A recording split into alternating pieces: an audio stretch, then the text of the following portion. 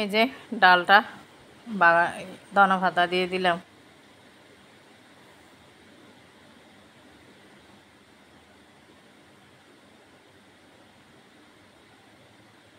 Powder দুধগুলো বয়মের মধ্যে ঢুকিয়ে নিলাম। আর এখন আমি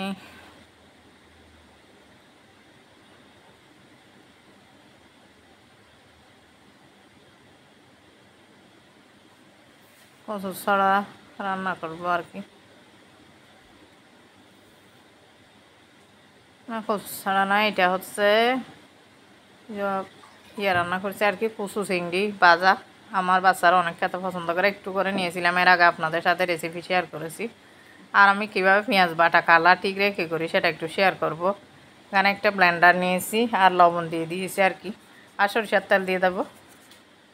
সরষের তেল দিলে এটা প্রিজারভেটিভের কাজ করে। লবণটাও অনেক দিন পর্যন্ত নর্মাল ফ্রিজে রাখা যায়, কোনো গন্ধ হয় না। ডিপ থেকে অনেক সময় ব্যস্ততার কারণে ডিপে রাখলেও চুড়াতে সমস্যা হয়ে যায়, তাই আমি সব সময় এই যে ব্লেন্ডার করে নেবার জন্য দিয়ে দিয়েছি। এই যে ব্লেন্ড হয়ে গেছে। এটা আমি একটা বক্সে ভরে প্রায় 2-3 সপ্তাহ যতদিন যায় ততদিন রাখতে পারবো, কোনো গন্ধ হয় না। আর আপনারা কখনো ইলিশ মাছ দিয়ে লাউ খেয়েছেন কিনা জানি না, আমি এখন ইলিশ মাছ দিয়ে লাউ রান্না করব। লাউ সবজি আর কি।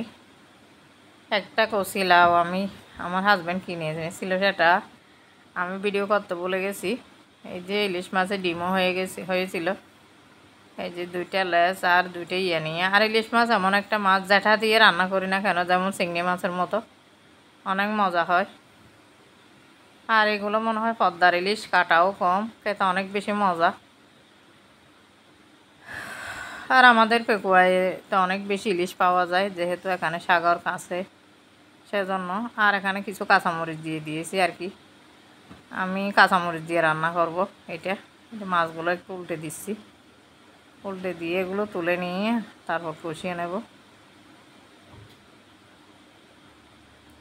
মাছগুলো। ইলিশ মাছ তো নরম মাছ, ভেঙে যাবে, সেজন্য কষানোর সময় একদম কালারটা অনেক সুন্দর আছে, মশলার কালারটা অনেক সুন্দর এসেছে। আর এখন আমার আমার বাচ্চাটা আমি যখন বয়স দিচ্ছি আমার পাশে ছিল, ও একটু কাঁচতেছিল আর কি। আর আমি এখন এই যে লাউটা কুচি কুচি করে কাটা লাউটা দিয়ে দিলাম, এখন একটু কষিয়ে নেব। আর আমার বয়সের মধ্যে একটু ফ্যানের আওয়াজ আসতে পারে, যেহেতু আমি রাত্রে বয়স দিচ্ছি আর কি।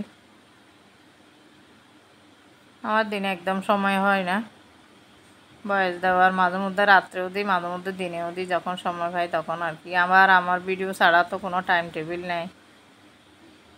কি করে যে এখন শখের বসে আসলাম, দেখি না কি হয়।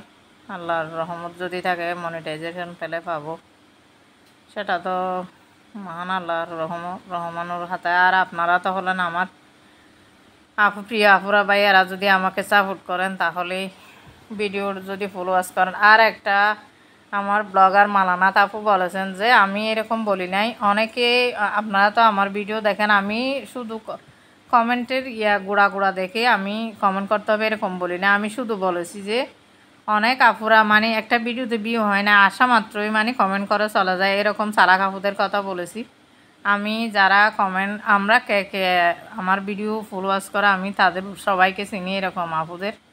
আর এখানে অনেকেই আছেন যে চালাকি করে ভিডিওতে কমেন্ট করে চলে যায়, এরকম আমি অনেক ভিডিওতে শুনেছি আর কি। আর আমি তো একদিন নিজেই প্রমাণ পেয়েছি, এরকম কয়েকটা আপু আমার ভিডিওতে আসে কমেন্ট করে চলে গেছে। আমি এদেরকে অ্যাভয়েড করা শুরু করেছি। যাদের ভিডিও আমি ফলোয়ার্স করি তারা যদি আমার ভিডিও না দেখে তাহলে তো আমার অনেক কষ্ট হবে, সেজন্য আমি আর দেখি না এদের ভিডিও। কারণ যে আমাকে সাপোর্ট করবে না, আমি কেন তাকে সাপোর্ট করব। আমি 18 মিনিটের ভিডিও 20 মিনিটের ভিডিও পর্যন্ত ফলোয়ার্স করি। আমি চাই আমার প্রিয় আপুরা এগিয়ে যাক, তাদের আমি তো আল্লাহর রহমতে নিজে আত্মনির্ভরশীল। এটা আমার শখের বসা আছে, যদি পারি মনিটাইজেশন হবে, না পারলেও আমার কোনো সমস্যা নাই। কিন্তু আমার অনেক প্রিয় আপুরা বাড়িতে বসে কিছু একটা করতে চাচ্ছেন। এই যে মাছটা দিয়ে দিয়েছিলাম আর কি, কিছু করতে চাচ্ছেন তাদের জন্য আমি অনেক বেশি তাদেরকে উৎসাহিত করি। আমি সবসময় মনে করি মেয়েদের একটা নিজস্ব পরিচয় থাকা দরকার। নিজের আত্মনির্ভরশীলতা, নিজের ইনকামে টাকা খরচ করার মজাই আলাদা, কাউকে জবাবদিহি করতে হয় না। এই যে আমি এখন বিলাতি ধনে পাতা দিয়ে দিলাম। আর এরপর আমি একটু ছাদে উঠেছিলাম আর কি, ছাদের ভিউটা একটু আপনাদের সাথে শেয়ার করে দিলাম একটু করে। আমার প্রিয় প্রিয়ারা, আমার বাসার ছাদের ভিউ অনেক সুন্দর।